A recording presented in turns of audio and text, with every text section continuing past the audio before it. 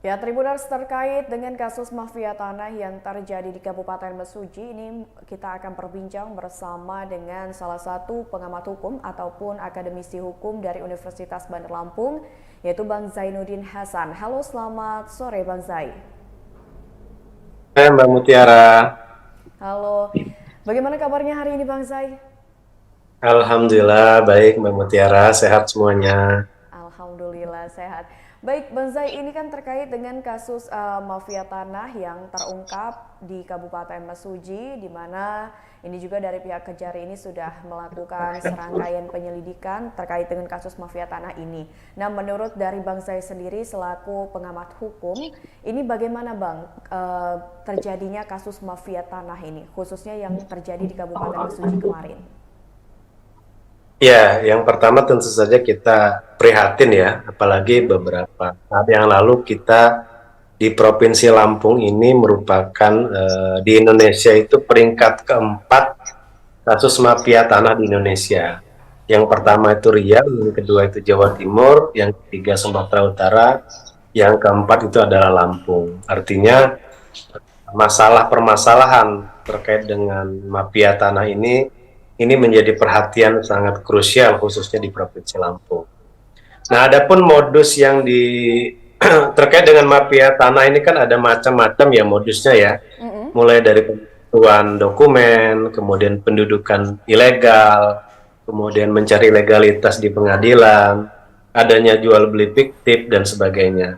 Nah, terkait yang di Mesuji ini saya melihat apa yang telah disampaikan tadi terutama oleh pihak Kejari ini masuk ke dalam ranah tindak pidana korupsi ya. Artinya pelaku ini kemudian menyalahgunakan kekuasaannya dengan luas tanah seluas 40 hektar ya, lebih ya. Kemudian dengan kerugian negara 3 miliar lebih, itu kemudian mengubah surat atau dokumen-dokumen yang tanah tersebut menjadi milik milik menguntungkan pribadi dia Pribadi. maupun orang lain. Ini sudah masuk kepada ranah pengadilan tipikor ya, pengadilan tindak pidana korupsi sebagaimana diatur dalam Undang-Undang 3199 Junto 20 2001 tentang pemberantasan tindak pidana korupsi.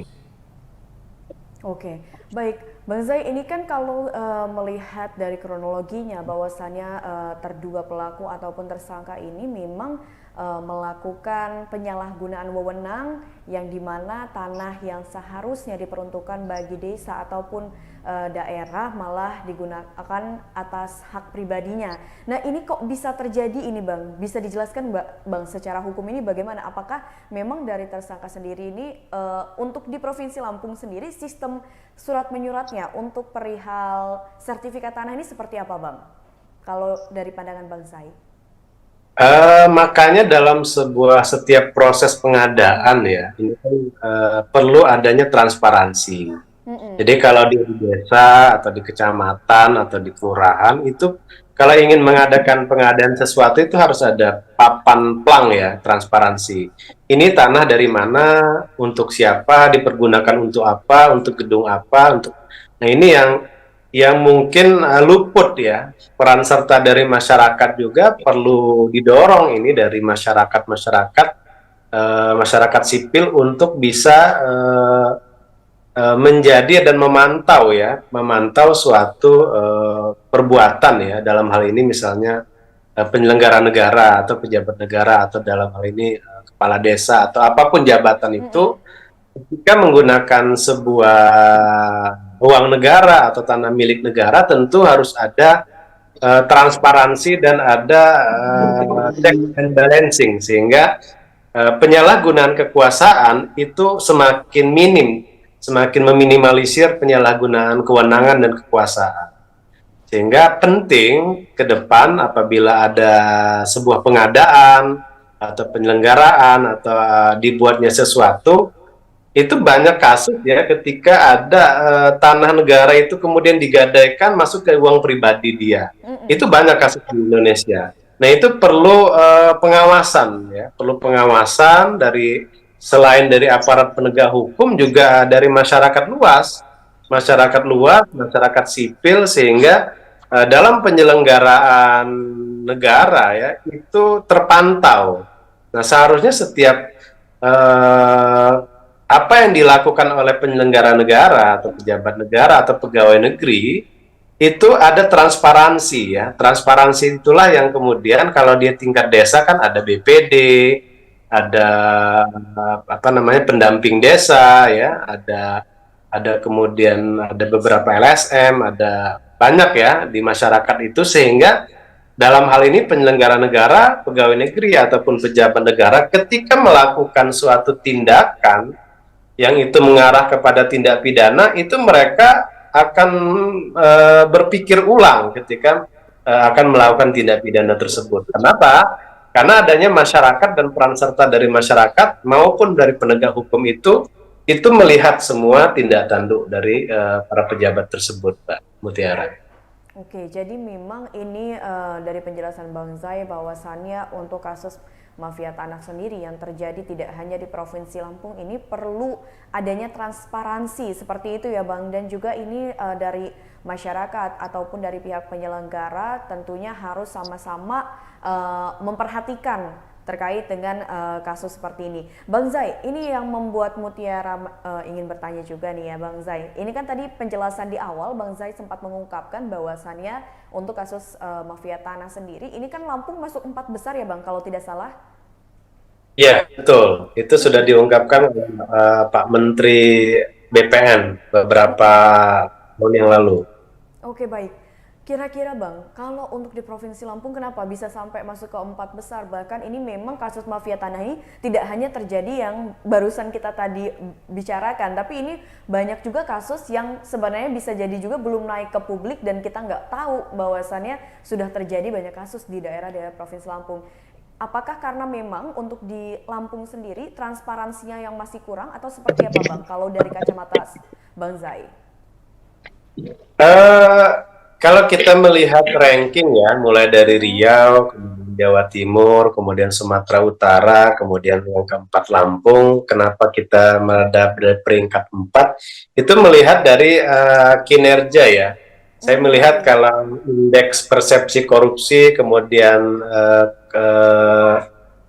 keinian masyarakat terhadap tindak pidana korupsi, Lampung ini termasuk yang rentan ya dengan provinsi-provinsi lain. Artinya keinginan untuk memberantas korupsi, keinginan untuk transparansi itu termasuk provinsi yang lumayan rendah ya dari indeks persepsi korupsinya. Oleh sebab itu, dalam hal ini kasus masalah tanah ya itu menjadi salah satu provinsi yang tertinggi masalah sengketa, masalah mafia tanahnya.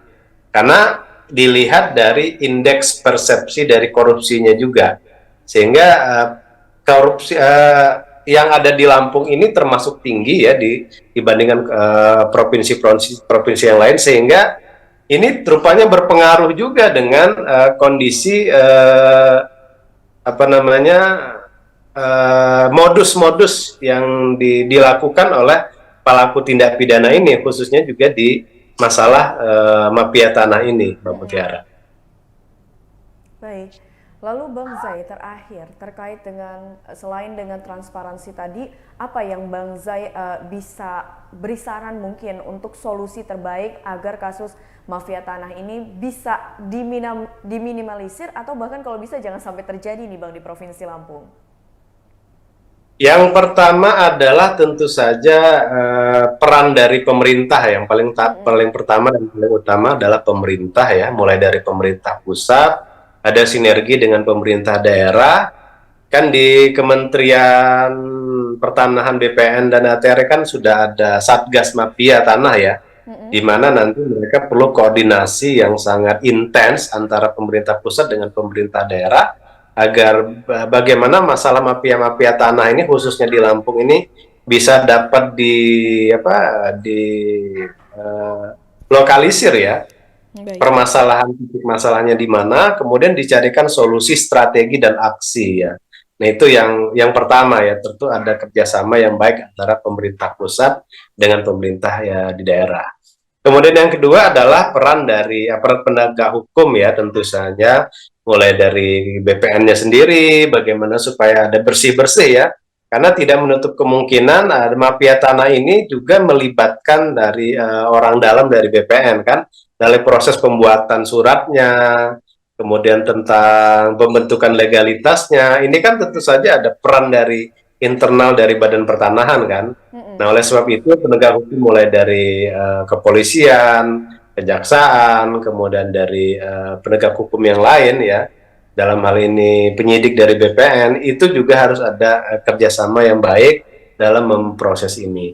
Kemudian yang ketiga adalah peran serta masyarakat. Peran serta masyarakat juga ini penting, bagaimana masyarakat bisa memberikan kontrol dan monitor kepada dua hal tadi, dua stakeholder tadi, mulai dari pemerintah pusat, pemerintah daerah, dan aparat penegak hukum yang ada di dalam proses pemecahan masalah dari mafia tanah ini, baik dari tingkat kepolisian, kejaksaan maupun di pengadilan ya. Karena kan kalau terkait dengan tanah ini kan kadang-kadang tidak hanya berkait dengan masalah pidana ya.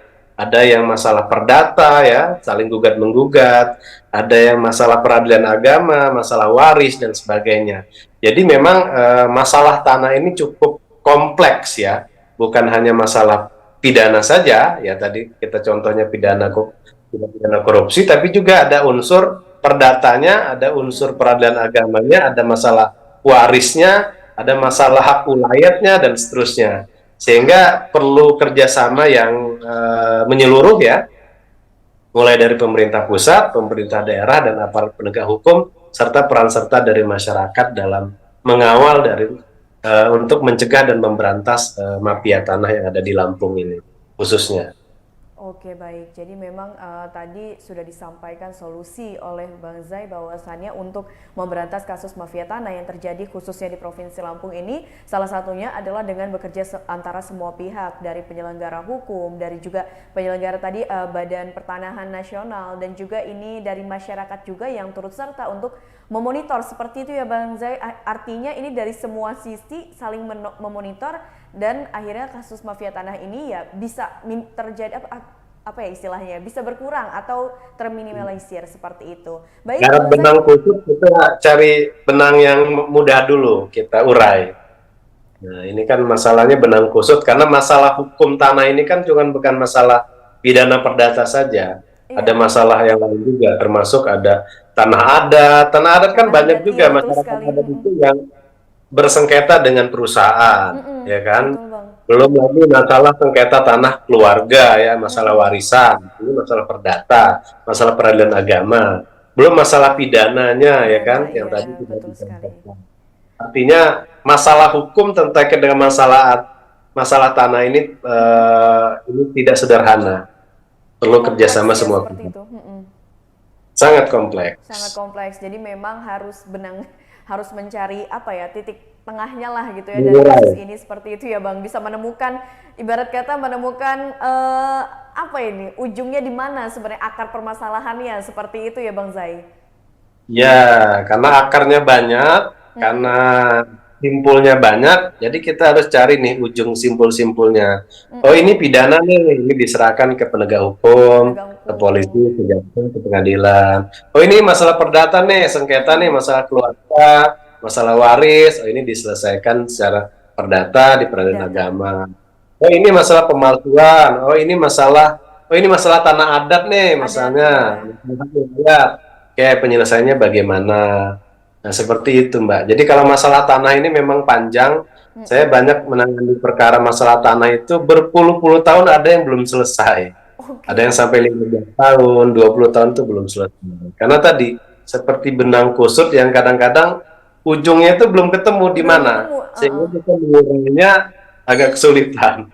Seperti itu. Oke, Bahkan baik. ada perkara itu yang dari kakeknya ke anaknya ke cucunya belum Sampai selesai itu turun perkara. temurun. Iya. Turun temurun Emang ini gitu. permasalahan tanah ini luar biasa ya Bang ya. Ya harapannya ke depannya kalau misalkan untuk di Provinsi Lampung sendiri kasus mafia tanah seperti ini ya bisa berkurang gitu ya Bang, atau bahkan kalau bisa mah tidak ada gitu kasusnya ya Bang ya.